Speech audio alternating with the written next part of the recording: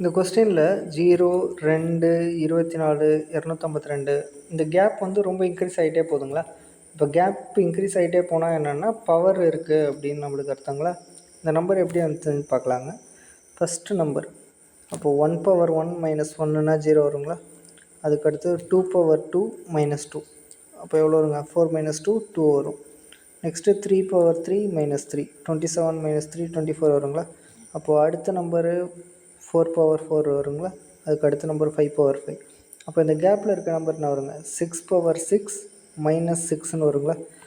Maybe 6/6க்கு நம்மளுக்கு number தெரியாமல் இருக்கலாம். அதுக்காக என்ன பண்ணலாம்? டிஜிட்டல் சம் யூஸ் பண்ணலாங்களா? அப்போது 6/6க்கு டிஜிட்டல் சம் எடுத்தால் என்ன வருங்க?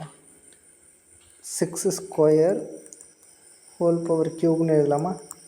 அப்போ 36 க்யூப். அப்போ 36க்கு டிஜிட்டல் சம் எடுத்தால் என்ன வருங்க? 3 + 6 9 வருங்களா? அப்போது 9 எனிதிங் வந்து என்ன வருங்க? 9 தான் வரும். இப்போ இந்த வந்த நம்பரை அதுக்கப்புறம் 6 மைனஸ் பண்ணுவாங்களா? ஏன்னா 6/6 -6 தானே. அப்போது -6 பண்ணிட்டா என்ன வருங்க? பேலன்ஸு டிஜிட்டல் சம் 3 வரும்.